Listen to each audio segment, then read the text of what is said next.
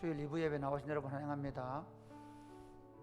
1부 예배에 나오시는 분들이 보통 한 평균 연령이 한 70대니까요. 그 어른들은 에어컨 적응하기 참 어려운 모양이더라고요. 그래서 에어컨 안내를 드리겠습니다.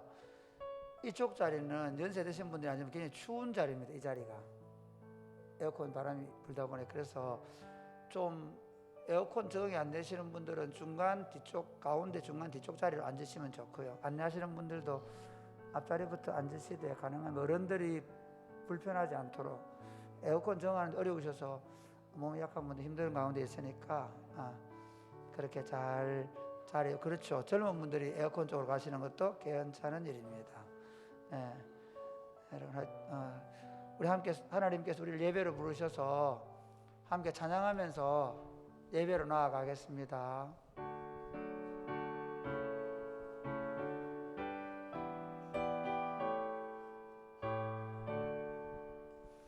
하늘에 가득 찬 영광의 하나님, 온 땅에 충만한 존귀하신 하나님, 생명과 빛으로 지혜와 권능으로 언제나 우리를 지키시는 하나님, 성부와 성자와 성령 삼위의 하나님, 우리 예배를 받아주시옵소서.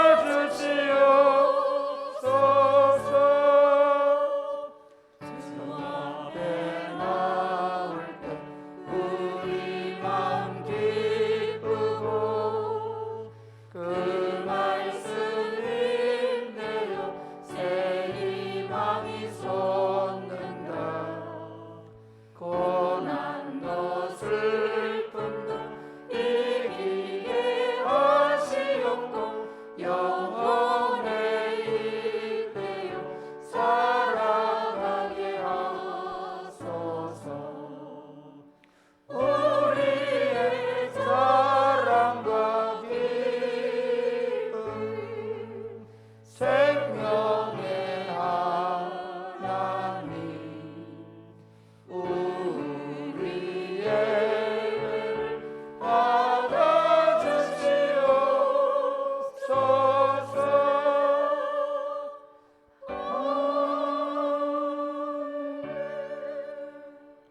우리의 생명, 우리의 기쁨 되신 성부와 성자와 성령 삼위 하나님께 영광과 찬양과 경배를 올려드립니다.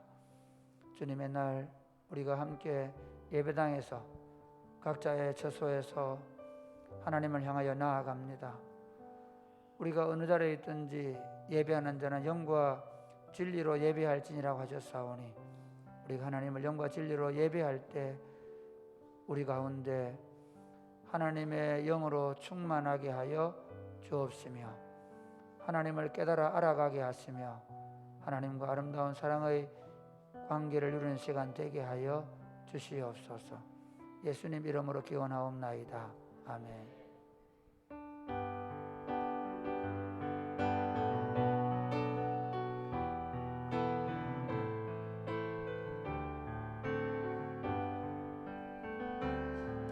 주님 한 분만으로 나는 만족해. 나의 모든 것 대신 주님 찬양해. 나의 영원한 생명 대신 예수님, 목소리 높여 찬양해. 주님 한 분만으로, 주님 한 분만으로 나는 만족해. 나의 모든 것 대신 주님 찬양해. 나의 영원한 생명 대신 예수님, 목소리 높여 찬양해. 주님의 크신 사랑 찬양해. 나의 힘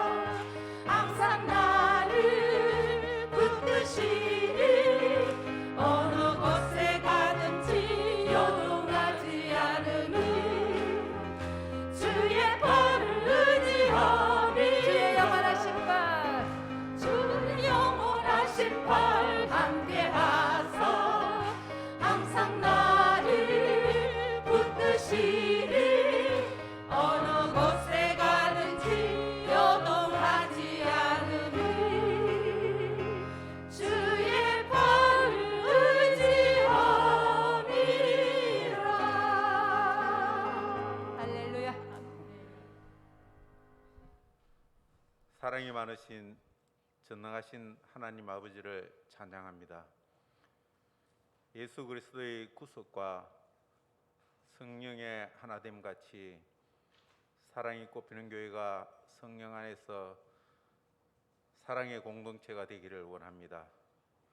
우리들이 살아가는 동안 하나님의 은혜 아니면 살아갈 수 없음을 고백합니다. 그러나 하나님의 영광을 위해 살아가기를 원했으나 나 중심의 삶을 살며 나를 나타내며 나의 욕심을 위해 살은 죄인임을 고백합니다. 용서해 주시옵소서. 우리들이 무엇을 먹을까, 어떤 것을 먹을까 고민하며 사는 것이 아니라 생명의 떡이신 예수 그리스도를 받아들이며 살아가게 해 주시옵소서. 세상 속에 있는 하나님의 교회가 이웃과 함께 희망을 노래하는 공동체가 되게 해 주시옵소서.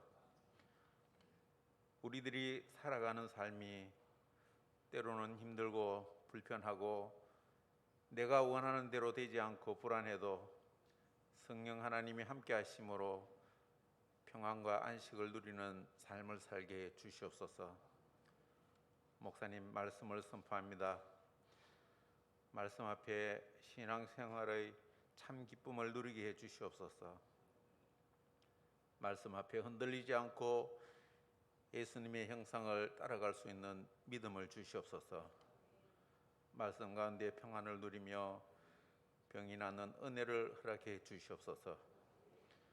말씀과 기도로 하나 되며 성령 충만으로 치유와 회복이 일어나고 이웃에게 선한 영향력을 끼치는 공동체가 되게 주시옵소서. 우리 주 예수 그리스도의 이름으로 기도드리옵나이다. 아멘.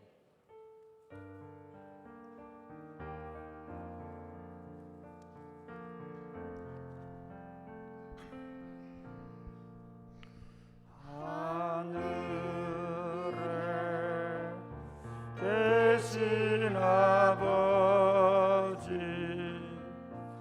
이름 거룩하사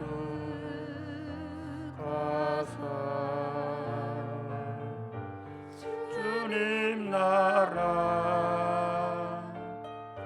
임하시고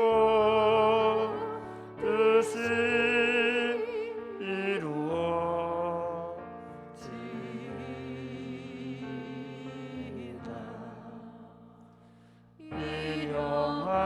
양식 주시고 우리들의 큰 죄 다 용서하옵시고 또 시험에 들게 마시고 악에서 구원하소서.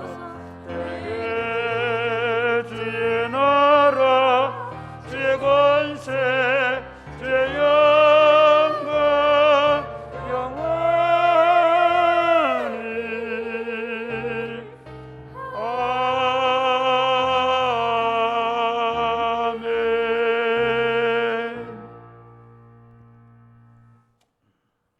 이 시간에 찬양은 영상으로 김요셉 형제가 하겠습니다.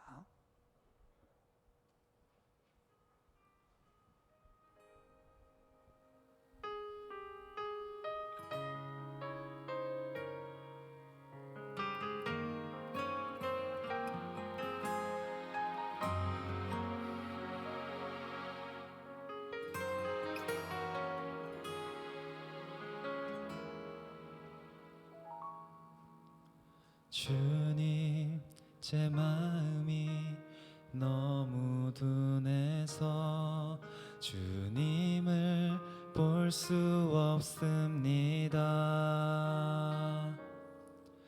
이 땅에 속하여 이 땅만 보다가 주님 손을 놓쳤습니다.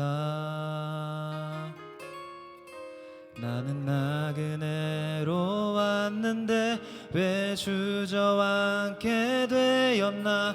나는 청지기인데 언제부터 내 삶의 주인이 되어버렸나.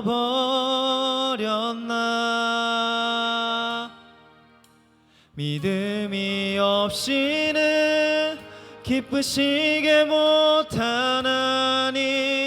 고된 수고도 다 헛될 뿐이라 믿음이 없어서 무너진 삶의 모든 자리에 다시 주님을 기다립니다.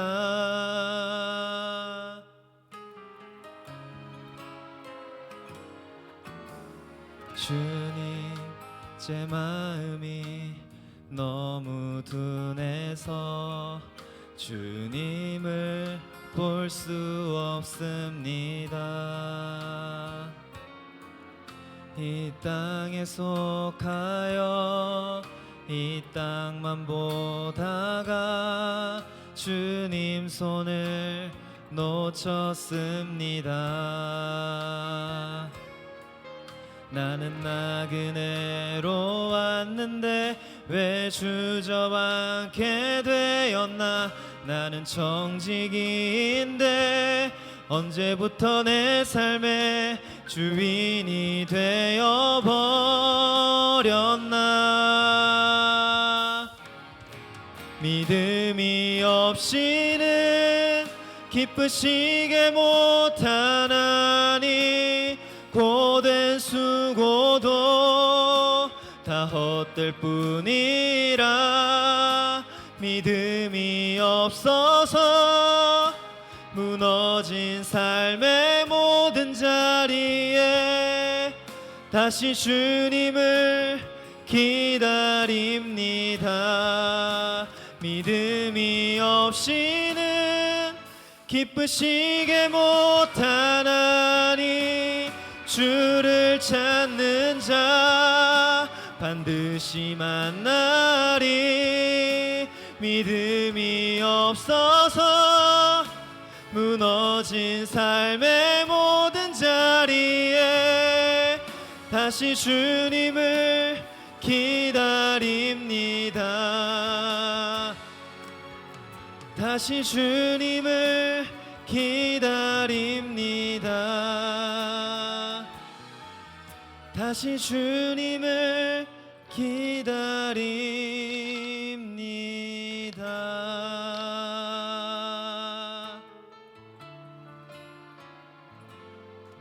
아멘.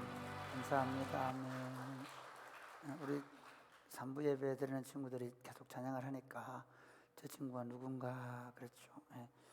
우리 김요셉 형제는 동의대학교 축구 선수 출신입니다. 포워드 출신인데 키가 아주 큰 친구인데 최근에 그 3부 예배 찬양팀에서 들어가고 찬양을 오늘 아마 노래를 처음 불러봤을 텐데 여러분 보면 잘했다고 격려해 주시기 바랍니다. 축구 선수 출신이 저 정도 하면 잘하는 겁니다. 그리고 3부 친구들만 계속 하니까 미안해서 얘기인데 누구나 신청하면 가능합니다. 아시겠죠? 가족 누구나 가능하니까 가족을 해도 되고 듀엣으로 해도 되고 세 사람 이하만 하면 안 되겠습니까? 당분간 그렇게 하면서 코로나 시대를 잘 지나가면 좋겠습니다. 기도하겠습니다. 하나님 아버지 감사합니다. 어려운 시대를 살아가면서 정말 하나님의 말씀이 아니면 우리가 지탱하기 어려운 수많은 일들이 있는데 하나님 저희들에게 예배를 허락하셔서 예배당에서 각자의 처소에서 하나님을 예배하게 하심을 감사합니다. 그리고 하나님의 말씀을 듣게 하심을 감사합니다.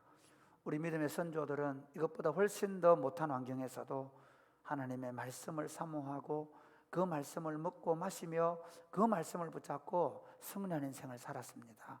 오늘 저에게 하나님의 말씀이 들리게 하여 주옵소서. 그리고 하나님의 말씀을 깨닫게 하여 주옵소서. 하나님의 말씀을 붙잡고 이 말씀이 저희의 삶을 인도하시는 것을 경험하게 하여 주옵소서. 예수님 이름으로 기도드립니다. 아멘. 오늘 우리에게 주시는 하나님의 말씀은 요한복음 6장 16절에서 21절 말씀입니다.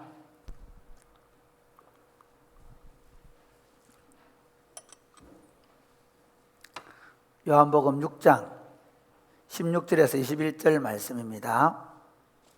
서로 교독을 하시겠습니다. 저물매 제자들이 바다에 내려가서 배를 타고 바다를 건너 가버나움으로 가는데 이미 어두웠고 예수는 아직 그들에게 오시지 아니하셨더니 큰 바람이 불어 파도가 일어나더니 제자들이 노를 저어 10여리쯤 가다가 예수께서 바다 위로 걸어갈 오심을 보고 두려워하거늘 이러시되 내니 두려워하지 말라 하신대 이에 기뻐서 배로 영접하니 배는 곧 그들이 가려던 땅에 이르렀더라. 아멘. 제가 지난주까지 제 말이 많이 빨랐던가 봐요. 어떤 집사님이 목사님 말을 빨리 하시면 제가 말귀를 못 알아듣겠습니다 그러더라고요. 그래서 제가 그랬죠. 아마 앞자리에 앉아서 잘 못 알아듣을 것입니다. 이렇게 했을 겁니다. 그런데 어제 저녁에 마치고 이제 여기 우리 집사님들하고 운동하려고 나오는데 문자가 하나 왔어요. 목사님 요즘 말이 너무 빨라요. 못 알아듣겠어요. 그러더라고요. 아, 내가 말이 빨랐는 모양이다 라고 생각하고 다시 회개하는 마음으로 천천히 말할게요. 혹시 빨라지면 말하십시오. 이 병이 3개월에 한 번씩 도집니다. 인생의 길을 항해로 이렇게 비유하는 그런 경우가 많습니다. 인생의 인생이 항해로 비유될 때 보면 이 바닷길이라는 것은 잔잔한 파도가 일 때가 있지만 그래서 순풍에 돛다는 배처럼 그렇게 아주 고요한 바다를 지나갈 때도 있지만 풍랑이 일기도 하고요. 그 다음에 이 파도가 막 휘몰아칠 때도 있고요. 그 다음에 암초가 있기도 한. 그러니까 우리 인생이라는 것도 때로 참 평탄하고 행복하고 좁고 그런 날도 있지만 갑작스럽게 몰아닥친 인생의 파도, 풍랑 때문에 주체를 할 수 없는 그런 삶을 살아갈 때도 있다는 것입니다. 우리 인생길에서 그런 풍랑을 만났을 때, 폭풍우 가운데 있을 때 하나님은 도대체 어디 계시느냐 하는 질문이 있을 수 있습니다.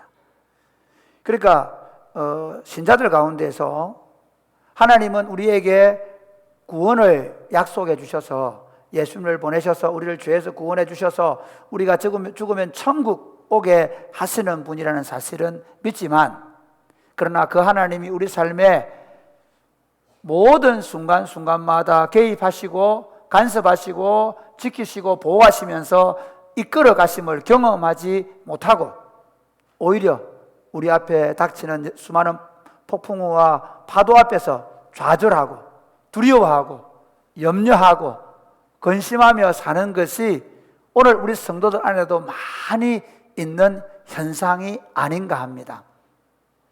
오늘 본문도 그런 배경을 가지고 있습니다. 오늘 본문은 여러분이 지난 시간에 우리가 들은 대로 요한복음 6장 1절에서 15절과 6장 1절 15절 그 다음에 22절에서 71절까지 내용은 예수님의 표적 오병이어 보리떡 5개 물고기 2마리로 표적을 보여주시고 22절부터는 그 표적이 무엇을 의미하는가 하는 예수님의 강론으로 구성되어 있는 본문을 지난주에 보았습니다.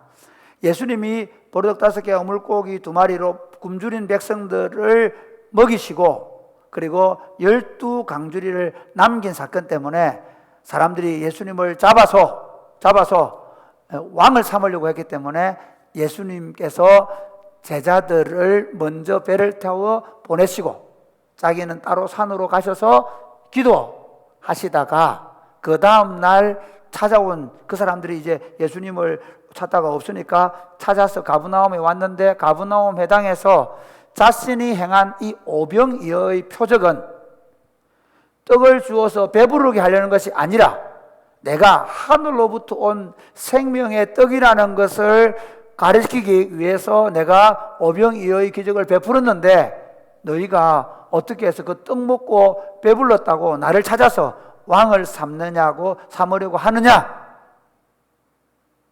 라고 하면서 나를 내 살을 먹고 내 피를 마시는 자라야만이 내 제자가 되고 영생을 얻을 수 있다 라고 말씀하시므로 그동안 예수님을 추종하며 따라다니던 수많은 무리들과 제자들이 흩어집니다. 그때 주님이 12명의 제자들에게 묻죠. 너희도 가겠느냐? 그러니까 뭐라고 말씀하십니까? 베드로가 생명의 말씀이 여기 계신데 우리가 어디로 가겠습니까? 주님은 하나님이 보내신 거룩한 자이십니다라는 고백을 했던 본문을 우리가 하늘로부터 내려온 생명의 떡이신 예수님이라는 주제로 지난 시간에 말씀을 들었습니다. 참고로 좀 말씀드리면 지난 시간에 왜 말이 빨랐겠습니까? 본문이 너무 길었습니다. 오늘은 짧은 본문이기 때문에 좀 짧게 천천히 할 수 있을 겁니다. 오늘 본문은 끼어 있습니다. 끼어 있는 에피소드를 얘기하는 겁니다. 그 예수님이 오병이의 표적을 보여주시고 가버나움 회당에서 가르치기 전에 어떤 사건이 있었는가 하는 에피소드입니다. 이 이야기는 이런 겁니다. 예수님이 무리들이 왕을 삼으려고 하니까 빨리 제자들을 배를 태워서 가버나움으로 보냅니다. 그리고 예수님은 산에 올라가 기도하고 계십니다. 근데 기도하고 계시는데 보니까 한밤중에 파도가 너무 무섭게 쳐가지고 제자들이 막 그 파도와 싸우면서 막 힘겹게 노를 젓는 모습을 주님이 보시고 그리고 그들에게 가셔서 그들과 함께 배에 타셔서 그들을 소망의 항구로 인도해 가셨다는 겁니다. 이게 지금 아까도 그러더니 이게 또 빠지네. 이게 빠져서 좀 혹시 소리 나면 이해하시기 바랍니다. 소망의 항구로 인도해 가시는 본문이 오늘 본문의 말씀입니다. 저는 이 본문의 말씀을 가지고 폭풍이 있는 바다에서도 우리를 안전하게 인도하시는 예수님이라는 제목으로 말씀을 전하려고 합니다. 폭풍이 있는 바다에서도 우리를 안전하게 인도하시는 예수님. 부제는 내니 두려워하지 마라. 혹시 여러분이 어려운 일을 만났을 때 제 오늘 설교가 기억이 안 나거든. 내니 두려워하지 말라는 예수님의 음성을 들으시면 좋겠습니다. 폭풍이는 바다에서도 우리를 안전하게 인도하시는 예수님은 첫 번째로 우리의 모든 상황을 보고 알고 계십니다. 같이 볼까요? 우리의 모든 상황을 보고 알고 계십니다. 우리 오늘 다시 한번 16절부터 18절까지 보겠습니다. 저물매 제자들이 바다에 내려가서 를 타고 바다를 건너 가버나움으로 가는데 이미 어두웠고 예수는 아직 그들에게 오시지 아니하셨더니 큰 바람이 불어 파도가 일어나더라. 제자들이 노를 저어 여기까지 보면 지금 예수님이 분명히 가라 그랬잖아요. 예수님이 배 태워 보냈거든요. 그럼 여러분 뭘 기대하세요? 많은 사람들이 예수님께 오면 고난 끝, 행복 시작이라는 생각을 합니다. 예수님 만나게 되면 이제부터 어떤 풍랑도 없을 것이라고 기대하는 분들이 계십니다. 그러나 예수님을 믿고 하나님의 통치, 하나님의 왕국에 들어와 있어도 이 땅에서 누리는 하나님의 왕국의 삶은 수많은 풍랑과 수많은 고난과 어려움을 맞닥뜨리면서 하나님의 나라를 맛보며 사는 줄 믿으시기를 바랍니다. 조금 더 얘기하면 예수님이 어느 정도는 의도적으로 어느 정도는 아시면서 우리를 그 풍랑 있는 바다로 인도해 가고 계시는지 모릅니다. 왜냐하면 우리가 육신의 장막을 벗기 전까지는 여전히 우리 안에 죄성이 있어서 오히려 안전하고 평안하고 잘 먹고 남들보다 잘 살고 남들보다 더 많은 것을 누리게 될 때 우리의 심령이 만물보다 심히 부패한 것이 인간의 마음이기 때문에 타락하고 부패할 수 있어서 하나님 우리 인생 가운데 가끔씩은 고난을 겸하여 주는 줄 믿으시기를 주님의 이름으로 축복합니다. 그런데 이 고난이 올 때 또 우리는 어떻게 합니까? 주님 도대체 어디 계십니까? 주님 뭐 하십니까? 그런 질문이 있지요. 오늘 이 본문을 그 마태복음과 마가복음을 좀 비교하면서 제가 볼 겁니다. 마태복음 14장 24절은 같은 본문을 이렇게 말씀합니다. 한번 같이 보겠습니다. 시작. 배가 이미 육지에서 술이나 떠나서 바람이 거스름으로 물결로 말미암아 고난을 당하니라. 여기는 보면 배가 멀리 떠났는데 바람이 거슬러서 물결이 막 몰아치니까 고난을 당하더라, 그렇게 되어 있습니다. 그 갈릴리 바다는 안 가보셔서 잘 모르십니다. 이 갈릴리 바다가 굉장히 좁은 바다거든요. 호수라고 불릴 만큼 끝과 끝이 보이는 바다입니다. 그런데 이 바다의 특징이 뭔가 하면요, 높은 산에서 바로 바다로 떨어집니다. 이 이스라엘 지형의 특징이 그렇습니다. 높은 산에서 바로 바다로 내려갑니다. 이 지형 자체가. 사해는 더 아래인데 세계에서 제일 낮은 바다가 사해죠. 그 위에 아주 높은 마사다라는 높은 산이 있습니다. 이스라엘 땅은 이쪽은 높은 산이고 밑으로 협곡처럼 바다가 있고, 그러니까 갈릴리가 있고 그 아래에 사해 바다가 있습니다. 근데 바람이 옆으로 부는 게 아니라 내리 찍는 겁니다. 그러니까 바람이 내리 확 부니까 그 바다가 막 풍랑이, 그 아주 무서운 풍랑이 있는 그런 상황입니다. 이건 예기치 못하게 일어나는 일들이 많이 있다고 합니다. 그 상황 속에서 막 고난을 당하고 힘겹게 노를 젓고 있습니다. 우리가 인생을 살아가면서 그런 상황을 만나면 대부분의 사람들이 내 혼자 있다 생각하죠. 남편도 내 속 모른다, 아내도 내 마음 모른다. 그러니까 저도 종종 그럴 때가 있습니다. 허전할 때가 있습니다. 내 아내가 제 속을 몰라줄 때. 예, 여러분 아내들도 그럴 때 있죠. 예, 밥집에서 뭐 했노? 그럼 그 순간 모든 게 무너집니다. 그래, 당신만 밖에서 고생한 줄 아나? 예. 우리가 그 정도가 아니고요, 더 깊이 들어가면 밤에 홀로 잠이 오지 않는데 옆에서 꿀꿀 잠을 자고 있을 때, 온갖 걱정과 염려에 사로잡혀 있는데, 예? 그 염려와 걱정에 사로잡혀 있는 걸 배우자도 자식도 모를 수 있습니다. 교인들 가운데 종종 이제 교회 와서 기도하고 있거나 아니면 지나가는데 싹 보면 어두운 그림자, 근심의 구름이 껴있는 분들을 볼 수 있습니다. 홀로 서 있는, 광야에 홀로 서 있는, 폭풍 이는 바다에서 힘겹게 노를 저어가는 듯한 인상을 받는 경우가 있습니다. 그때 우리는 홀로 있다, 혼자 있다라는 생각을 합니다. 그러나 여러분, 이 모든 상황을 예의주시하시고 보고 계시는 분이 있다는 사실을 여러분 믿으시기를 주님의 이름으로 축복합니다.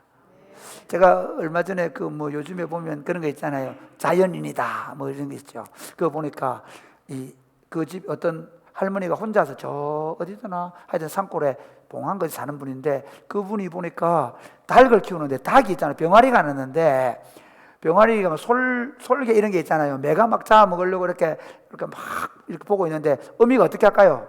그 병아리들을 예의주시하는 거예요. 그렇게 생각하면 됩니다. 주님이 그렇게 하신다는 거예요. 오늘 마가복음을 보면 그 요한복음하고 마태복음에는 없는 말씀이 나옵니다. 자, 마가복음 6장 47절 후반절 저물매부터 보겠습니다. 저물매, 배는 바다 가운데 있고 예수는 홀로 무태에 계시다가, 그 다음에 바람이 거스름으로 제자들이 힘겹게 노젓는 것을 보시고 밤 사경쯤에 바다 위로 걸어서 여기 보면 저물매, 배는 바다 가운데 있고, 배는 바다 가운데 홀로 떠 있습니다. 그 다음에 예수도 홀로 무태, 산에 계십니다. 그런데 바람이 막 불어가지고 제자들이 힘겹게 노를 젓고 있습니다. 그들은 그 망망한 바다 위에 홀로 떠 있는, 사경을 헤매는, 온 힘을 다해서 사투를 벌리고 있는, 파도와 사투를 벌리고 있는 상황입니다. 그런데 그 광경을 예수님이 보시고 그렇게 얘기합니다. 자, 여러분에게 초점을 맞추기를 원하는 게 뭐냐 하면 보시고라는 단어입니다. 밤은 캄캄 칠흑같이 어두운 밤입니다. 사실 안 보이는 거죠. 육신의 눈으로는 볼 수 없는 겁니다. 홀로 떠 있는 게 맞습니다. 그리고 여러분, 배라는 그냥 잔잔한 바다일 때는 배가 보이지만요, 파도가 칠 때, 제가 삼천포 사람 아닙니까? 파도가 칠 때는요, 이렇게 배가 딱 들 때는 하늘이 보입니다. 배가 안 보입니다. 파도가 칠 때는. 그런데 주님은 그 배를 보고 계셨다는 겁니다. 우리 인생의 파도가 몰려올 때 우리는 죽겠다고, 혼자 있다고, 도대체 누구 없냐고 그렇게 말합니다. 그러나 여러분, 그 상황에도 내 고통은, 내 아픔은 아무도 모른다고, 남편도 모르고 자식놈들도 모른다고 그렇게 하소연할 때가 있습니다. 그러나 아시는 분이 계십니다. 보시는 분이 계십니다. 우리 구주 예수님께서 우리를 보고 계심을 믿으시기를 주님의 이름으로 축복합니다. 여러분, 예수님께서 요한복음 1장에 우리가 다룬 본문인데요, 조금 우리 몇 개월 뒤로 돌아가 봅시다. 요한복음 1장에 보면 나다나엘이라는 사람이 나오죠. 먼저 누가, 빌립이라는 친구가 예수님을 만나라, 예수님을 만나서 이분이 구세주구나, 메시아구나 발견을 한 겁니다. 그리고 나다나엘을 찾아가죠. 나다나엘, 우리가 구약에서 기다리던 그분을 만났다, 메시아를 만났다, 그렇게 이야기하니까 어디 사람이냐? 나사렛 사람이다. 그래서 나다나엘이 뭐라 그럽니까? 나사렛에서 무슨 선한 것이 나겠느냐? 소위 말하면 좀 낮춰본 겁니다. 나사렛에서 선한 게 난다고? 그러니까 빌립이 뭐라면, 와봐 한번 와봐. 그냥 속눈썹 치고 갔습니다. 나다나엘이 가는데 주님이 뭐라고 하는 거면, 나다나엘을 이렇게 얘기합니다. 이 사람은 참 이스라엘 사람이다. 이 사람 안에는 간사함이 없다. 그 한마디에 확 우리 이거 좀 기가 확 죽는 거죠. 이 한마디에서 카리스마에 눌려버린 겁니다. 어떻게 하십니까 저를? 그때 얘기하니까 예수님이 뭐라고 말씀하십니까? 네가 빌립이 너를 부르기 전에, 네가 무화과 나무 아래에 있을 때에 내가 너를 보았다, 이래 말합니다. 이럴 가능성이 많습니다. 빌립이 부르기 전에 제가 기도하고 있는 걸 예수님 지나가다 봤다, 그 말씀으로 저는 보지 않습니다. 왜냐하면 예수님이 참 이스라엘 사람이다, 이 속에 간사함이 없다라고 말할 때 그 사람의 품성 자체를 꿰뚫어 보고 있는 거거든요. 마찬가지로 빌립이 너를 부르기 전에 내가 너를 먼저 보았다. 무화과 나무 아래에서 뭐하고 있냐면 그 기도하는 거거든요. 무화과 나무 아래에서 기도하는 네 모습을 보았다. 그래서 네가 간사하지 않고, 그러니까 네가 참 이스라엘이라는 것을 내가 증명한다, 이렇게 이야기하는 겁니다. 그러니까 우리가 누구를 전도한다, 우리가 누구를 내가 막 공을 들여가지고 예수 믿으라고 몇 개월 동안 얘기를 해가지고 떡도 사주고 밥도 사주고, 그래가 예수님께로 데려올 때 내가 데려온다 그러는데 예수님 뭐라고 하냐면, 야, 내가 찍어놨다. 할렐루야. 내가 너 통해서 데려오게 했다. 지금 그 얘기하는 겁니다. 무슨 얘기냐면, 나다나엘을 보고 계셨다, 알고 계셨다. 그래서 내가 빌립이 데려왔지만 내가 콜링한 거다. 그러니까 그 앞에 나다나엘이 깨어지는 것입니다. 할렐루야. 또 하나는 보면요, 예수님이 보셨다는 부분은 많이 있습니다. 예수님이 자기가 이제 마지막 그 만찬 자리에서 이렇게 얘기하지 않습니까?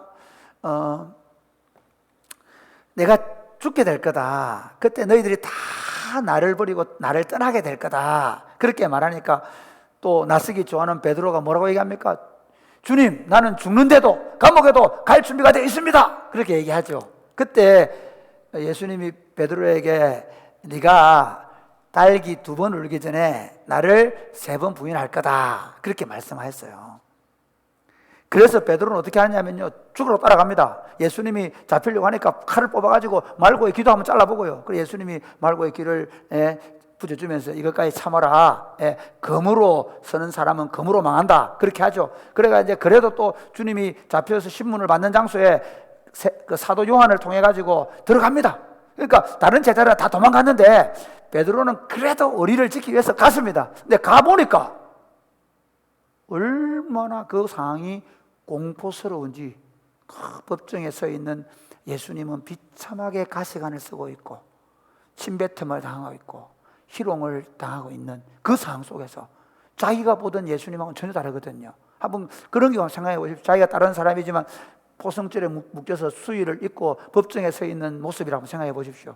그때 얼마나 마음이 그렇게. 근데 그 정도도 아니고 폭력과 폭압을 당하고 있는 예수님, 비참하게 몰골로 되어 있는 그 예수님을 보는 순간 베드로의 마음이 무너진 겁니다. 그 순간에 이 사람 갈릴리 사람인가? 아니다 그러죠. 다른 사람이 또 불을 쬐고 있는데 또 얼마나 가슴이 쪼리겠습니까? 한번 누구한테 발각이 됐으니까 이 사람 맞다 그러니까 아니다 그러죠.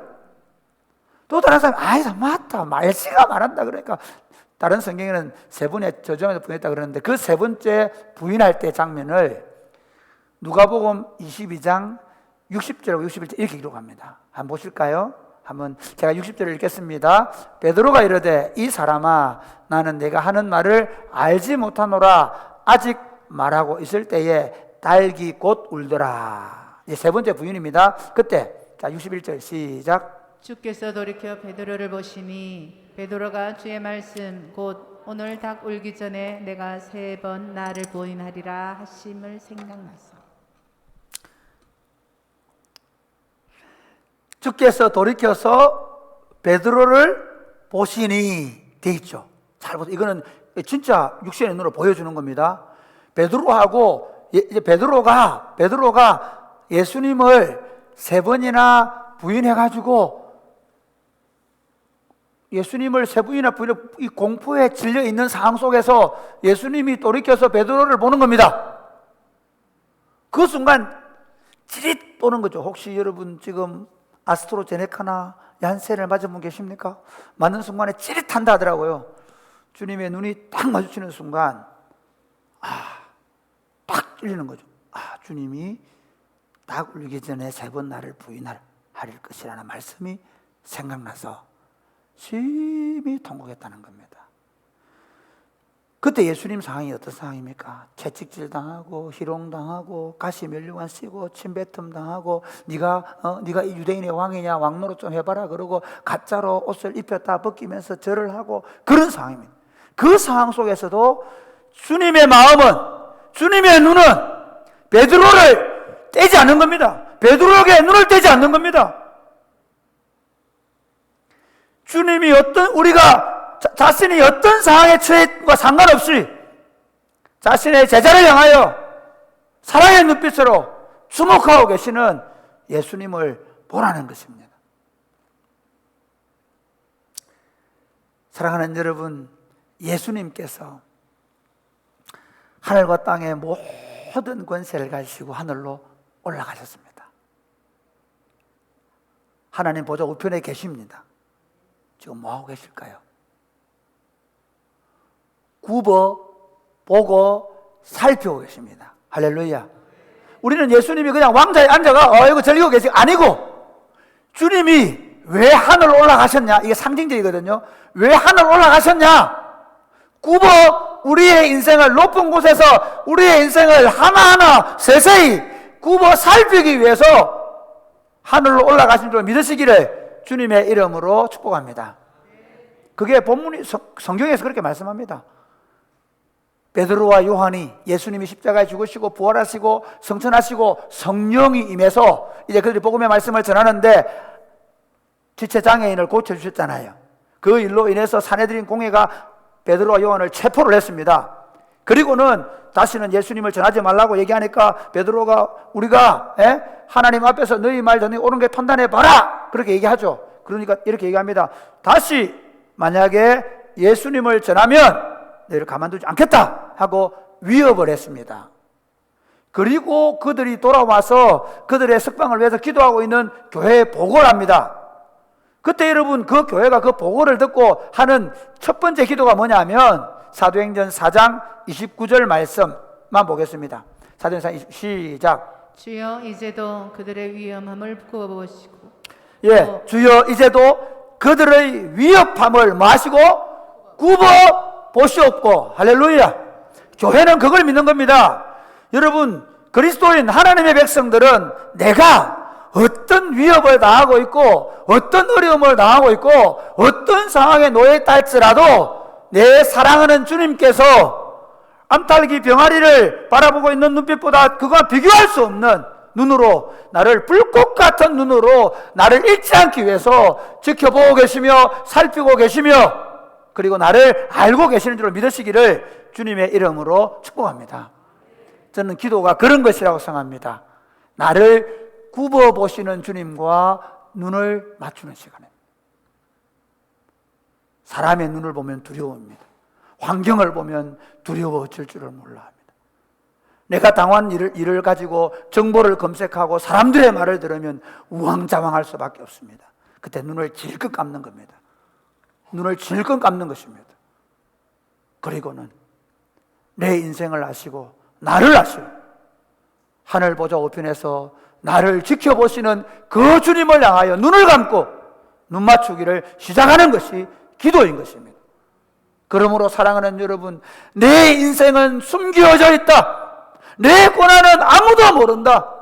내가 기가 막힌 웅덩이에 빠졌구나 라는 생각이 들 때, 사방으로 우겨싸움을 당하고 아무도 내 인생에 도움이 되지 않을 때 눈을 질끈 감으시기 바랍니다. 그때 나를 아시는 그분이 나를 지켜보고 있는 그 눈빛과 마주치게 될 것입니다. 아멘. 제가 종종 요즘 죄송합니다. 나이도 50대 중반 가니까 너무 잘 잊어먹어요. 지갑도 놔두고 오고, 특히 스마트키 있죠. 스마트키, 저는 굉장히 걸리는 걸 싫어하는 사람이거든요. 그래서 막 책상에 앉으면 스마트키도 호주머니에 못 넣고 올려놔요. 그런데 나중에 어디 올려놨지는 몰라요. 차 타러 여기까지 왔다가 다시 돌아갈 때는 옛날에는 막 짜증이 났어요. 근데 요즘 한 가지 비법을 배웠어요. 스마트워치를 89,000원 주고 사가지고 끼고 다니면서 하루에 15,000보를 걷는다.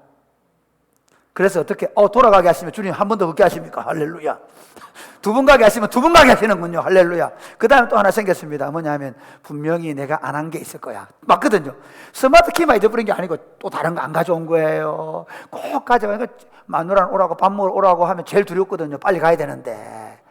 가야 되는데 옛날에는 막 가슴이 뛰고 신기하다. 그런데 요즘에 어떻게 주님 내가 혹시 안 가져온 게 있나요? 하고 합니다. 그 다음에 한 번씩 안 주면 책상에 앉습니다. 주님 좀 가르쳐 주이소. 어디 있습니까? 지난번에 수요일 날인가 우리 전사님 한 분이 도서관에서 막 뭘 찾아가 난리가 난 거예요. 다른 전사님도 막 둘이 같이 뭘 사왔는데 잊어버렸다는 거예요. 그래서 막 뻘뻘 흘리고 해서 내가 그랬죠. 기도해라. 주님께서 보게 해주시라고 하는 방법밖에 없다. 왜? 제가 요 몇 달 동안요 정말 놀랍게도 주님 보고 계시죠? 찾게 해주세요. 지금 마누라 기다립니다. 찾게 되는 경험을 많이 했습니다. 여러분 어떻게 하시라고요? 인생의 크고 작은 문제들 앞에서 당황하고 두려워하고 어쩔 줄 몰라 하지 마시고 눈을 질끈 감고 내 상황을 보고 계시는 주님과 눈을 맞추는 저와 여러분 될 수 있게 되기를 주님의 이름으로 축복합니다. 우리 인생의 이 바다 속에서 폭풍 이는 바다 속에서 우리를 안전하게 인도하시는 예수님은 우리 삶에 직접 들어오십니다. 두 번째, 우리 삶 속에 직접 들어오셔서 정확하게 말하면 평강을 주십니다. 우리가 기독교가 다른 종교와 다른 건요, 이슬람의 알라가 사실은 우리가 믿는 여호와 신앙이거든요. 그런데 이제 같은 신앙은 아닙니다. 그들이 말하고 하는 알라는 사실은 구약 성경의 여호와 신앙을 자기들이 모조로 뺏긴 거니까. 그런데 그 알라를 향해서 그들 어떤 마음이냐면 엄청난 두려움을 가지고 있습니다. 하루에 5번씩 경건한 사람 하루에 3번씩 메카를 향해서 엉덩이를 쳐들고 하는 이유가 그 알라 신에게 엄청난 경외와 두려움이 있지 않습니까? 그 다음에 우리가 다른 불교를 섬기는 분들 보면 그 산에 가서 한 번만 들어주이소. 우리 아들 대학 한 번의 소원은 들어주. 제가 다른 종교를 비하하는 건 아니고요. 우리가 믿는 기독교 신앙이 뭔지 압니까? 그 위대하신 전능자가 우리 안에 확 도장을 찍은 것처럼 우리 안에 딱 붙어서 사신다는 겁니다. 내 안에 들어오셨다는 것입니다. 할렐루야. 신앙은 다른 게 아닙니다. 그 전능하신 하나님이 내 인생을 꽉 붙잡고 내 인생 가운데 들어오셔서 나와 같이 더불어 살기를 원하셔서 하늘 보좌를 버리고 이 땅에 오시고 십자가에 죽으시고 그리고 부활하시고 하늘로 올라가셔서 우리 인생을 굽어살필 뿐만 아니라 그분의 영이신 성령님을 보내셔서 우리 안에서, 심지어 우리가 신음해서 우리가 기도할 바를 알지 못할 때 그분이 우리 안에서 우리를 위하여 기도하시는 줄 믿으시기를 주님의 이름으로 축복합니다. 우리의 신앙은 하나님이 밖에 있는 신앙이 아닙니다. 우리의 신앙은 우리 안에 들어오시는 하나님이십니다. 오늘 본문을 조금 보십시오. 이제 그들이 물결에 고난을 당하고 있습니다. 그런데 예수님이 어떻게 하시느냐, 19절 말씀 한번 같이 읽게 시작.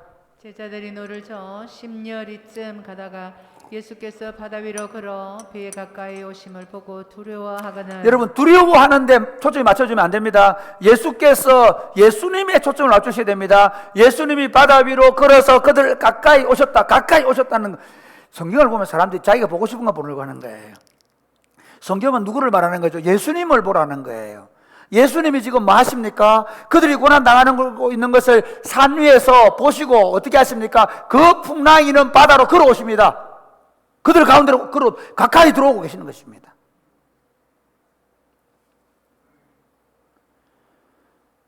그런데 그들은 예수님을 향해 두려워하는 거죠. 이건 가능한 일입니다. 왜냐하면요, 우리가 어떻습니까? 우리가 밤에 방에만 들어와도 저희 집사람 잘 놀라거든요. 방에 컴컴한 밤에 들어왔는데 제가 만약에 화장실에 숨어 이러거든요.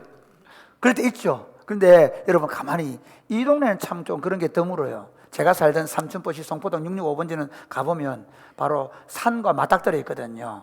그러면 우리가 그런 경우가 많이 있어요. 뭐 이렇게 꼴배로 갔다가 또는 뭐 나무하러 갔다가 늦게 오는 경우가 있거든요. 나무가 막 두세 번 구부러지고 이러면 또 장제가 와야 되니까. 그래 이제 오면 늦게 오는데 배가 어스름스름지는데 또 엄마가 걱정인데 올라오잖아요. 아유 보시라고. 우리는 딱 오면 그 바로 동네 앞에가 공동묘지가 있는 거예요. 공동묘지 올 때마다 뭐가 땡기는가 그렇잖아요. 그런데 앞에 엄마야! 엄마 보고 엄마야 한 게 아니면 놀래서 엄마야 한 겁니다. 그럴 때 있잖아요. 분명히 사랑하는 엄마가 왔음에도 불구하고 공포에 질려있는 사람에게는 그게 두려움이 된 겁니다. 이미 그들이 두려움에 사로잡혀 있는 것을 말합니다. 두려움에 사로잡혀 있는 겁니다. 그런데 그 주님께서 그 두려움에 사로잡혀 있는 그들 가까이 오셨다는 걸 여러분 주목하시라는 건, 그들 속으로 들어오고 계신다는 것입니다. 예수님이 그렇게 오시니까 재미있는 건 마태복음 14장은 아주 재미있는 에피소드를 요 안에 하나 더 넣어놨습니다. 자, 한번 보십시오. 14장 28절. 베드로가 대답하여 이르되 주여, 만일 주님이시거든 나를 명하사 물 위로 오라 하소서 하니, 오라 하시니 베드로가 배에서 내려 물 위로 걸어서 예수께로 가되 바람을 보고 무서워 빠져가는지라 소리질러 이르되 주여 나를 구원하소서 하니, 예수께서 즉시 손을 내밀어 그를 붙잡으시며 이르시되 믿음이 작은 자여 왜 의심하였느냐 하시고 배에 함께 오르사, 이게 중요합니다. 같이 시작. 배에 함께 오르심에 바람이 그치는지라. 그렇게 되어 있고요. 그 다음에 오늘 우리가 읽은 본문에는 어떻게 되냐면요, 이렇게 되어 있습니다. 한번 21절 말씀 같이 시작. 이에 기뻐서 배로 영접하니, 여기까지 보겠습니다. 자, 보십시오. 이런 겁니다. 이제 다른 본문에는 없는데 주님이 안심하라, 나다, 가까이 와가지고 나다, 안심해라 그렇게 얘기하니까 베드로가 주님이십니까? 그러면 주님이시라면 제가 주님께 가도 될까요? 와라. 그래서 그 풍랑이는 바다로 베드로가 와 걸어옵니다. 오다가 보니까 이게 뭐야? 바다잖아. 너무 놀래가지고, 너무 놀란 김에 주님 가고 싶습니다. 그렇게 왔는데 보니까 바람과 바다 한가운데 자기 서 있는 자기를 보고 놀래가지고 빠져 들어가고 있습니다. 그래서 예수님이 그의 손을 붙잡고 다시 배로 올라오니까, 이 요한복음 21장에 보면 기뻐가지고 맞이하니까 마태복음에 바람이 그치게 되었다 하는 것입니다. 주님이 우리 상황을 보고 계시는 정도가 아니라 우리가 어려움을 당하고 우리가 힘든 일을 만날 때 우리 가까이 붙어 계신다는 사실을 여러분 믿으시기를 바랍니다. 사실 이 본문은 이런 겁니다. 지금 이게 예수님의 구속이 완성되기 전에 일어난 사건이기 때문에 예수의 영이 온 게 아닙니다. 맞죠? 그렇습니다. 그래서 예수님이 가까이 오신 겁니다. 그러나 그러나 그리스도인은 다릅니다. 오늘날 우리 그리스도인들이 그 예수님 제자들보다 얼마나 탁월한 복을 받았는가 하면 우리는 예수님이 가까이 오는 게 아니라 이미 예수님 우리 안에 와 있습니다. 믿으시면 아멘 하시기 바랍니다. 예수님이 가까이 오시는 게 아니라 이미 예수님이 우리 안에 들어오셔서 주님이 내 안에 계시고 내가 주님 안에 있는 것입니다. 주님이 우리를 거처로 삼으셨고 우리도 또한 주님을 거처로 삼은 겁니다. 귀향의 영성, 홈커밍 데이, 예수님이 우리를 초청하셔서 우리가 그 집에 들어가 있는 겁니다.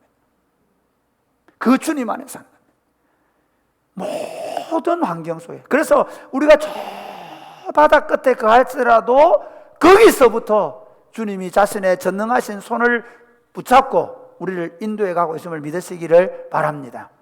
예수님이 마태복음 28장에 보면 내가 세상 끝날까지 너희와 항상 함께 있을 것이라고 말씀하셨습니다.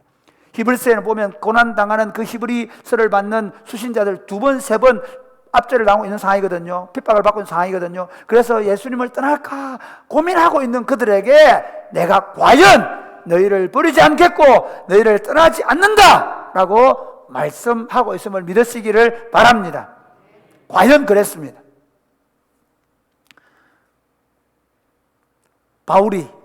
바울이 빌립보에서 복음을 전도하다가 그 귀신 들린 여종의 귀신을 쫓아내주는 바람에 그 귀신의 주인에게 고소를 당해가지고 감옥에 갇혔죠. 그렇죠. 그리고 매를 맞았습니다. 매를 맞을 때 주님 잡아주면 좋은데 매를 왜 맞게 하신지 모르겠지만 매를 맞았습니다.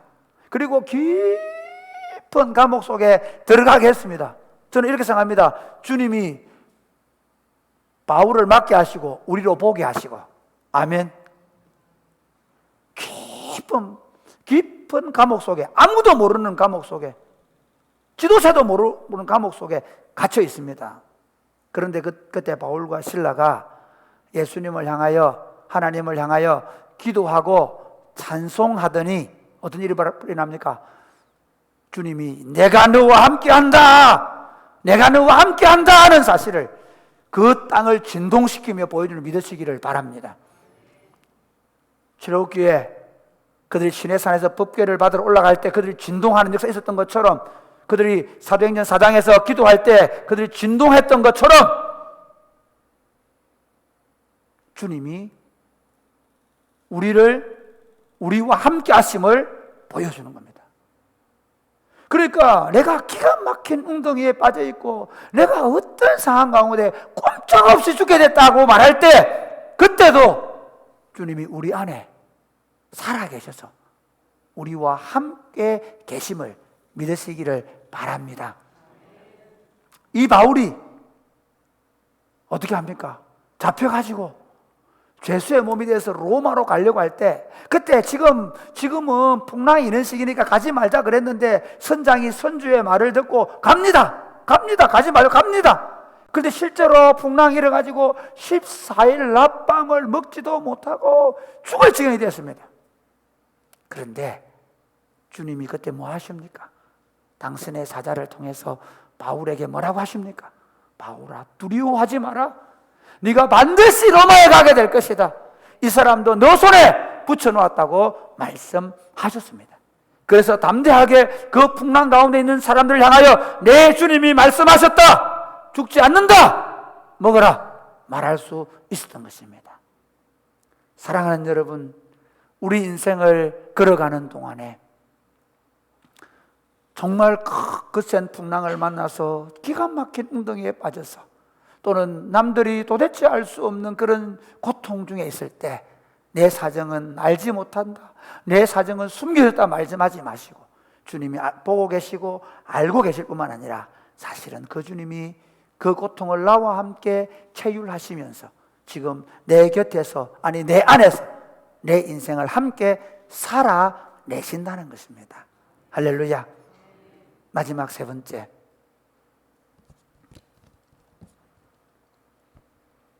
폭풍이 있는 바다에서도 우리를 안전하게 인도하시는 예수님은 따라하면 능력으로 우리를 소망의 항구로 인도하십니다.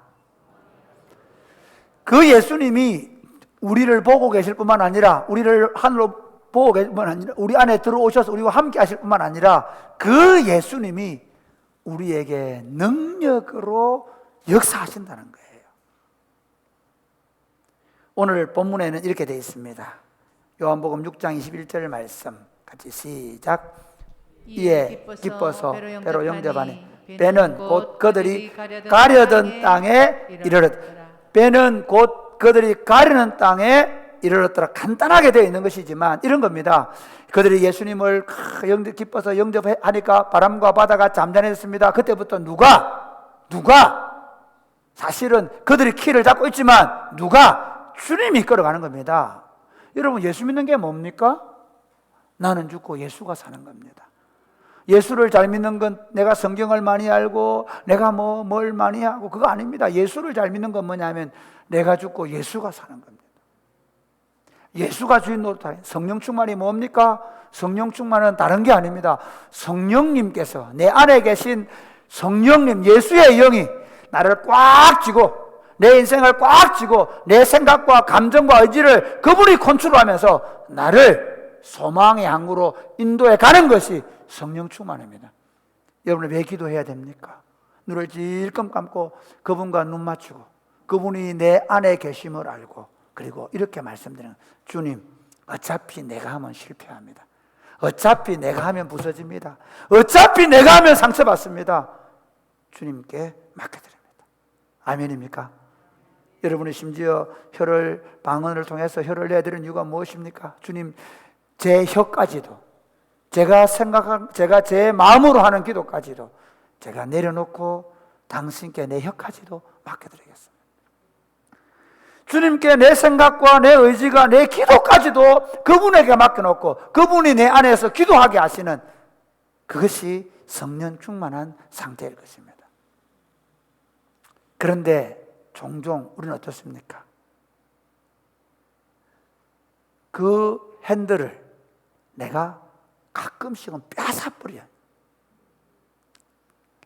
급하면 내가 운전하려고 그래.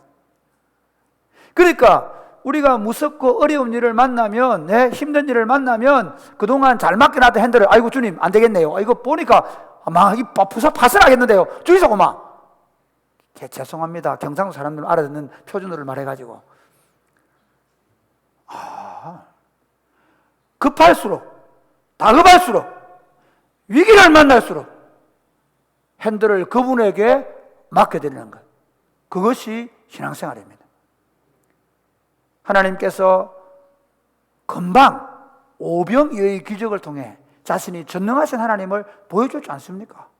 그러므로 그들이 풍랑을 만났을 때도 어떻게 해야 됩니까? 풍랑을 만나게 했을 때도 오병이어의 기적을 베푸신 그 전능하신 하나님이 우리를 지켜보고 계시고 우리를 알고 계시고 그분이 무슨 수를 쓰든지 우리를 도와줄 거라고 생각을 해야 되는데 못하고 있었기 때문에 재미있는 건요, 예수님이 배에 타서 바람이 잠잠해지고 파도가 잠잠해지고 그리고 그들을 소망의 항으로 인도해 가니까 깜짝 놀라는 거예요. 이게 무슨 일이야? 여러분, 예수 믿는 게 기적에서 기적의 삶을 이어가는 삶입니다. 내가 예수 믿게 된 게 기적입니다. 한번 생각해 보십시오. 아니, 하나님이 하늘 보좌를 버리시고 이 땅에 내려오시지 않았다면 우리는 구원받지 못합니다. 그래서 여러분, 이게 우리가 요한계시록 4장 5장에 그 어린 양을 향한 찬양이 예배가 나오는데요. 그 예배의 핵심이 뭐냐면요, 죽임 당하신 어린 양입니다. 예수님이 하신 가장 탁월한 일이 뭐냐? 하나님이 우리를 위하여 죽임을 당한 겁니다. 나를 위하여 기적을 행한 겁니다. 창조주가 피조물이 되어서 우리를 위하여 죽임 당하시면서까지 우리를 구원하신 기적을 베푼 줄 믿으시기를 바랍니다. 뿐만 아니라 나 같은 완악하고 완고한 인간이, 옛날에 우리 어머니 예수 믿으라고 어쩌냐합니까 내놈 자스가 네 주먹을 믿어라 그랬던 분이 권사님이 됐잖아요. 그 여인이 예수 믿을 여인이 아니었어요. 그런데 어떻게 해요? 성령께서 그의 마음을 이끄시니까 우리 막내 동생이 엄마 교회 갑시다. 그러니까 아버지한테 물어봐라. 아빠 교회 갑시다. 그래 한 가보자. 그래 갚은 거죠. 그래부터 예수님 믿은 거예요. 그러니까 제가 무슨 말씀 드리고 싶으냐면 이런 겁니다. 내가 예수 믿는 게 기적입니다. 여러분 지금까지 사시면서 수많은 고난과 역경들 속에서 어떻게 살아오셨습니까? 여러분의 힘과 지혜와 능력으로 살아오셨습니까? 새벽마다 저녁마다 기도하고 기도의 응답으로 여기까지 오지 않았습니까? 그런데 우리는 어떻게 합니까? 또 새로운 어려움을 만나면 그 앞에서 울고 불고 좌절하고 하나님이 없다 그러고 하나님이 왜 안 도와주냐 그러고 그렇게 말씀하십니다. 사랑하는 여러분, 그렇지 않습니다. 이제 여러분이 알아야 될 내용이 있습니다. 사도 바울이 성도들에게 이들이 믿음의 눈을 열어서 알게 해달라는 기도가 있습니다. 그게 뭐냐면 에베소서 1장 15절에서 23절인데 제가 해줄게요. 성도들을 위해 기도하면서 하나님 저들의 지혜와 계시의 영, 성령이거든요. 성령을 주셔서 위력으로 역사하시는 그 능력이 무엇인지 이들로 알게 하여 주옵소서. 아멘. 성도들이 이 땅을 살아가는 동안에 수많은 도전들 앞에서 저분들 속에 역사하는 능력이 무엇인지를 알게 해달라는 거예요. 그 능력이 뭔지 아십니까? 죽은 예수를 살린 능력, 죽은 예수님을 살린 능력, 예수님을 죽은 자 가운데 살릴 수 있는 능력으로 지금 우리 가운데 그분이 살아계셔서 우리를 인도해 가고 있음을 믿으시기를 바랍니다. 이 사실을 알았던 다윗은 시편 23편 1절에서 6절에 보면 이렇게 고백합니다. 여호와는 나의 같이 시작. 여호와는 나의 목자시니 내게 부족함이 없으리로다. 그가 나를 푸른 풀밭에 누이시며 쉴만한 물가로 인도하시는도다. 내 영혼을 소생시키시고 자기 이름을 위하여 어의 길로 인도하시는도다. 내가 사망의 엄침한 골짜기로 다닐지라도 해를 두려워하지 않을 것은 주께서 나와 함께 하심이라. 주의 지팡이와 막대기가 나를 안위하시나이다. 주께서 내 원수의 목전에서 내게 상을 차려 주시고 기름을 내 머리에 부으셨으니 내 잔이 넘치나이다. 내 평생의 선하심과 인자하심이 반드시 나를 따르리니 내가 여호와의 집에 영원히 살리리로다. 다윗이 사울에게 쫓겨다닙니다. 다윗을 고발하려고 하는 눈들이 그렇게 많이 있습니다. 그러나 다윗은 언제 어디서 죽을지 모릅니다. 그런데 이렇게 고백합니다. 여호와 하나님, 당신은 내 인생의 목자였습니다. 여호와 하나님께서 나를 보고 아실 뿐만 아니라 내가 어디로 가야 될지 아시고 나를 푸른 초장으로 쉴만한 물가로 인도해 가십니다. 아침에 일어나면 주님께서 내 영과 내 영혼을, 내 육체를 소생시켜 주시고 오늘 아침에도 어디로 가야 될지 갈 바를 알지 못하는 나를 의의 길로 인도해 가십니다. 때로 내가 나도 모르게 사망의 엄침한 골짜기로 내가 들어가 헤맬 때에도 내가 두려워하지 않을 이유가 있습니다. 주님이 불꽃 같은 눈으로 나를 지켜보시면서 주님의 지팡이와 막대기로 나를 지켜주시고 건져주시기 때문입니다. 내가 원수의 목전 앞에서 내 앞에 상을 차려 놓으시고 내 잔에 포도주잔을 넘치게 하시고 매일 식사를 왕의 잔치를 맞이하게 하십니다. 여기서 끝나는 게 아니라 제가 오늘 여러분에게 말씀드린 6절입니다. 같이 해볼까요? 다시 한번 6절 말씀은 여러분 잊지 마시기 바랍니다. 같이 이렇게 6절 시편 23편 6절 말씀 시작. 내 평생의 선하심과 인자하심이 반드시 나를 따르리니 내가 여호와의 집에 영원히 살리리로다. 주님은 내 평생 동안 나와 함께 하시며 내 인생의 길을 함께 걸어가시면서 어떻게 인도하신다고요? 선하심과 인자하심으로. 그분이 나에게 해를 끼치지 않는다는 겁니다. 어떤 위험 속에서도 오직 나를 다루는 방식은 선하심과 사랑하심, 선하심과 인자하심으로 반드시 나를 따라다니게 하시면서 어떻게 해요? 내가 여호와의 집에 영원히 갈 수 있도록 인도해 가십니다. 아멘입니까? 이제 남은 생애 동안 여러분 하나님 어떻게 인도해 가신다고요? 같이 해볼까요? 내 평생의 시작. 내 평생의 선하심과 인자하심이 반드시, 여기 중에 반드시가 중요하면 같이 온 인상을 다해서 할렐루야.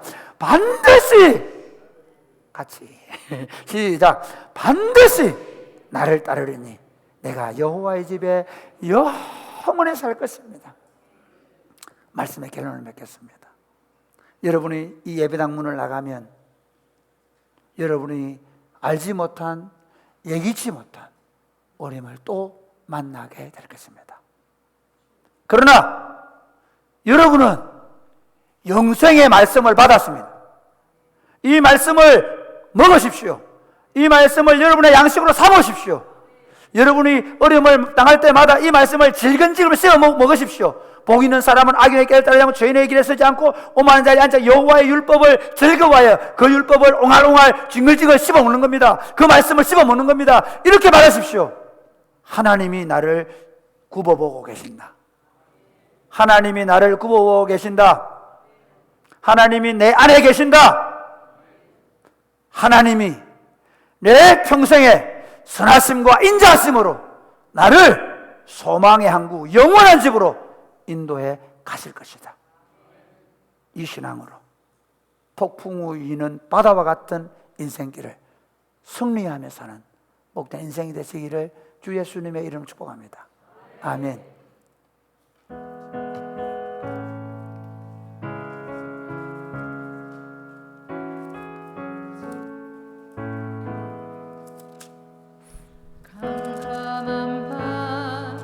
사나운 바람 불 때 만경창파 망망한 바다에 외로운 배 한 척이 떠나가니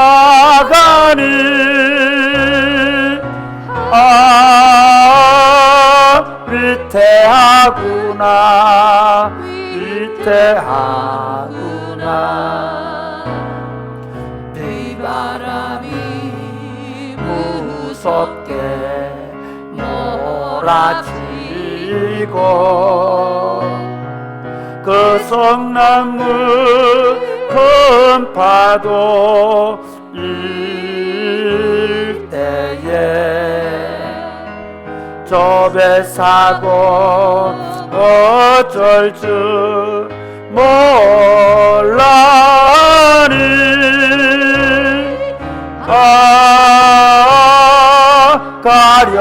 가련하구나, 가련하구나. 절망 중에 그 사고 들면서도 산줄기에 밝은 빛 보고도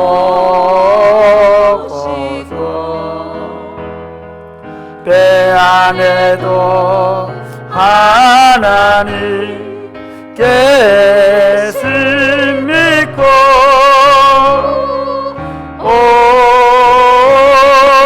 기도 올린다, 기도 올린다.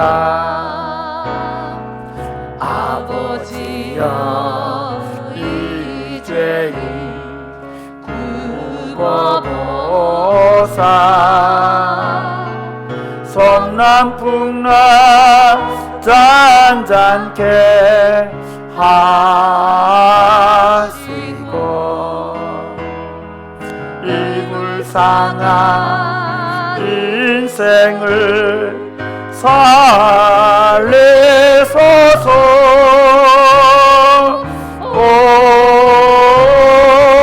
우리 하나님, 우리 하나님, 모진 바람 또 흥한 큰 물결이 제 아무리 속내어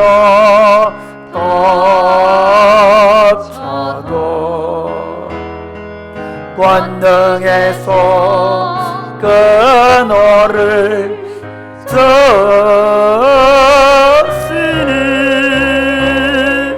오 잔잔한 바다, 잔잔한 바다. 사랑하는 여러분, 그렇습니다.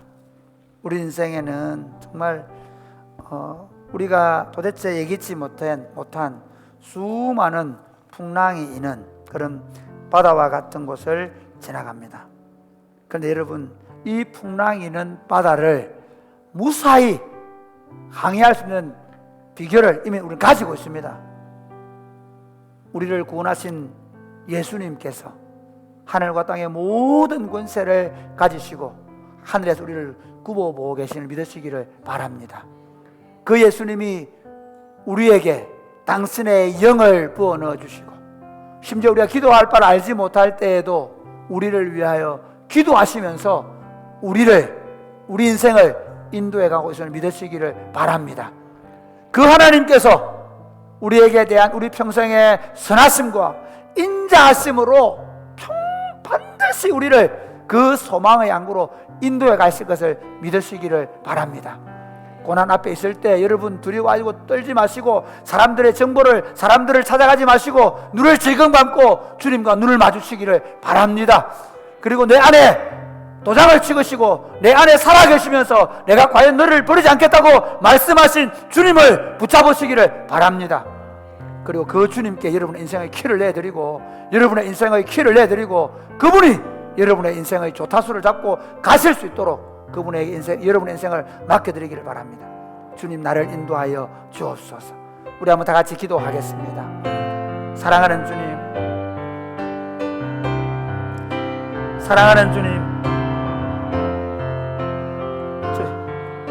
저희를 인도하여 주옵소서. 주님이 저희를 인도하실 줄로 믿습니다. 정말 풍랑이는 바다와 같은 이 인생길을 지금 걸어가고 있습니다. 예기치 못한 어려움 앞에서 두려워 떨고 어쩔 줄을 몰라하는 우리 인생이 있습니다. 주님, 눈을 지금 감고 주님을 바라보게 하여 주옵소서.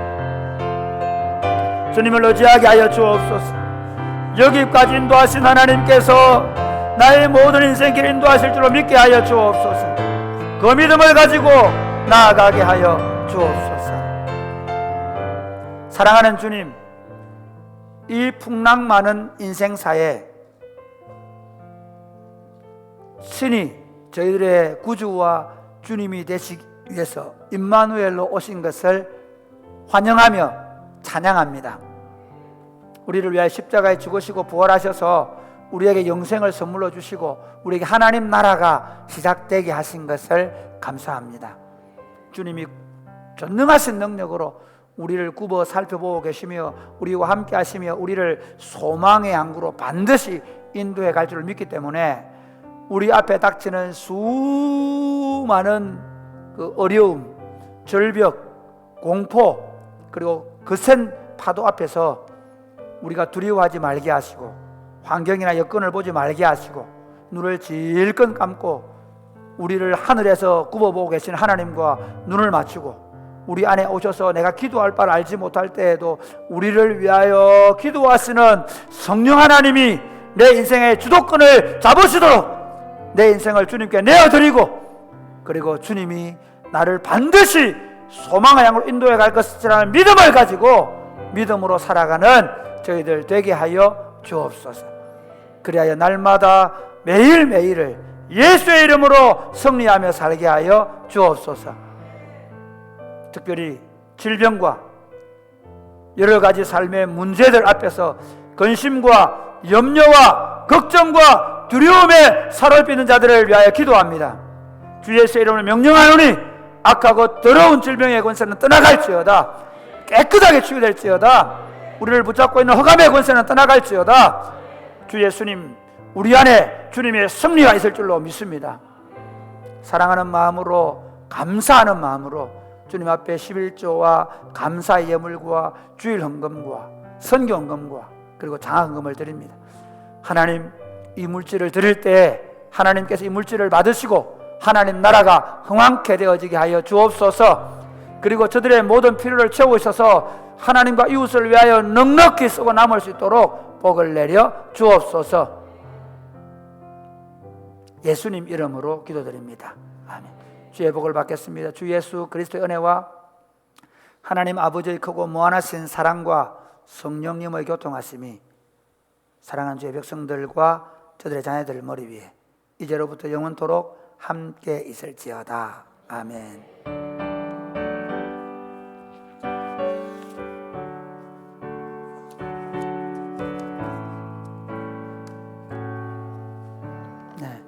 이 시간 새가족 수료하겠습니다. 윤선영 집사님 앞으로 나오시겠습니다. 네.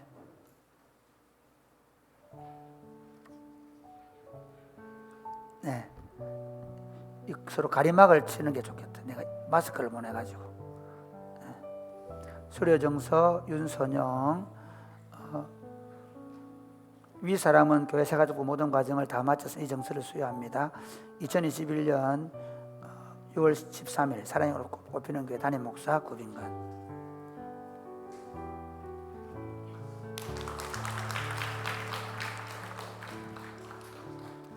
네, 축복해 주겠습니다.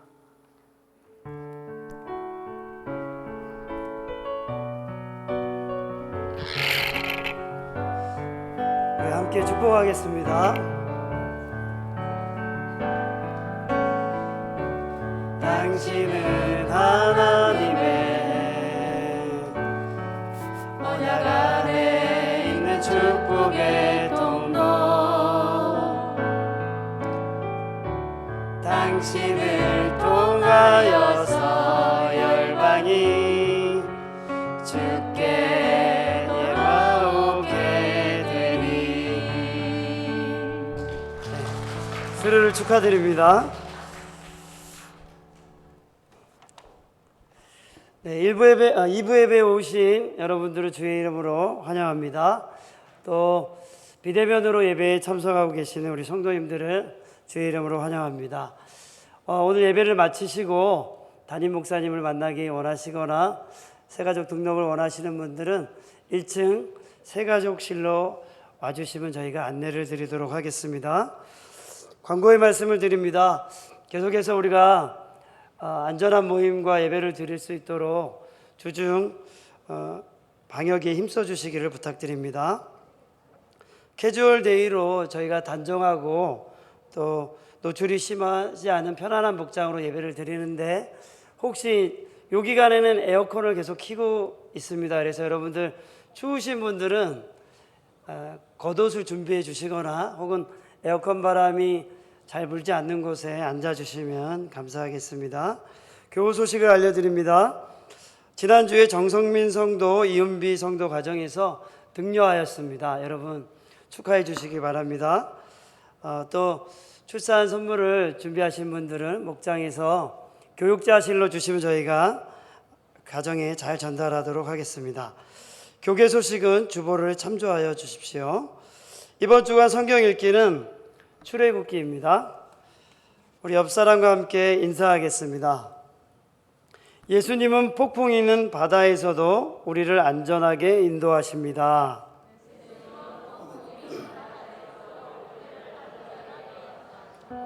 축복하겠습니다.